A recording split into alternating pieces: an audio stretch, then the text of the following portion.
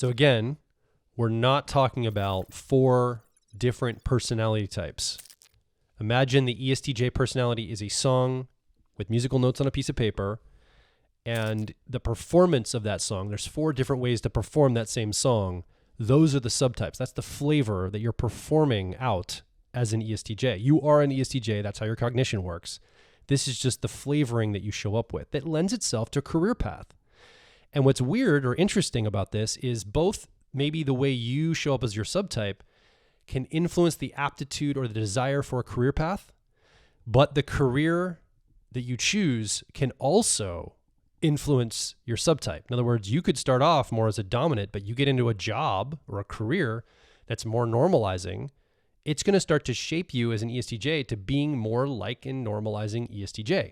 So this means the context you put yourself in will express, it'll change how you express yourself, I guess is what I'm trying to say. Exactly. And I think that's important to remember. I know that Dario said that he was really reluctant to call these subtypes initially. He wanted to call them like variants, but that word ended up being associated with something else. But I also like to think of them as flavors. This is something that is, again, nurture oriented. So if you want to, be more of a creative subtype, then you can put yourself in the context of, those kinds of jobs or positions, and it might awaken that subtype energy.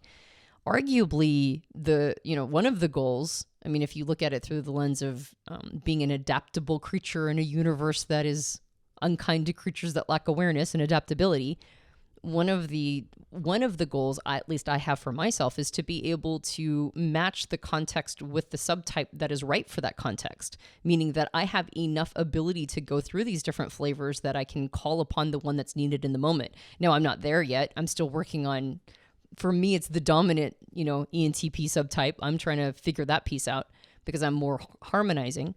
But we can put ourselves in different career paths that bring out these different components. Or we can choose a career that suits where we're already at, and that's perfectly fine too. Yeah. Okay. And then the maturation process of your life matters as well. Like different times in life, we might need to lean into one of these energies over the other. So as you're thinking about your career as an ESTJ, I think it'd be interesting to identify with one of these subtypes and then just ask yourself, am I already in a career, or am I looking toward a career that really lends itself to the way I naturally show up? And if I'm going toward a career that's not my natural subtype, am I okay with that career shaping me over time to be a different subtype? Right. You had mentioned before that people are at transition points. Sometimes it's because they're in a career that doesn't suit their type or their subtype, and they've got to find one that matches them more.